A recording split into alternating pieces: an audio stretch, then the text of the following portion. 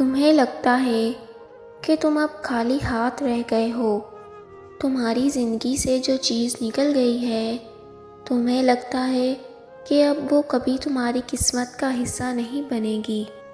تمہیں لگتا ہے جو در ایک دفعہ بند ہوا ہو تو وہ کبھی نہیں کھلے گا، یا اس در کے علاوہ کوئی اور در ہے ہی نہیں۔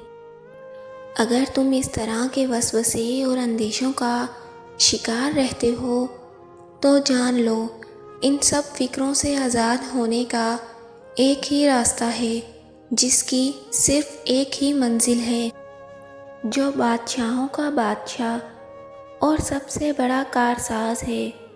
تم سنو کہ اس کارساز رب کی تسلی کیسی ہے۔ تم کو اللہ تعالیٰ کوئی تکلیف پہنچا دے تو اس کے اور کوئی دور کرنے والا نہیں، اور اگر وہ تم کو کوئی راحت پہنچانا چاہے تو اس کے فضل کو کوئی ہٹانے والا نہیں۔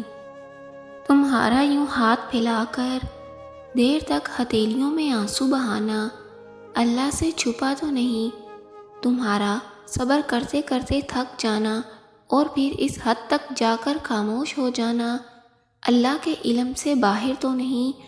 کہانیاں تو اللہ ہی پار لگا دیتا ہے، تمہاری کہانی بھی اللہ نے پوری کی ہے۔ جو آنسو تم کسی کو دکھا نہیں سکتے وہ تمہیں یقیناً اللہ کی یاد دلائیں گے، جس کے قبضے قدرت میں ہر چیز ہے۔ بظاہر خالی ہاتھ رہ جانے والوں کو وہ ایسا سر بلند کرتا ہے کہ لوگ حیران رہ جاتے ہیں۔ تم جانتے ہو جہاں سے سب ختم ہوتا دکھائی دیتا ہے وہیں سے کچھ نیا سٹارٹ ہو جاتا ہے۔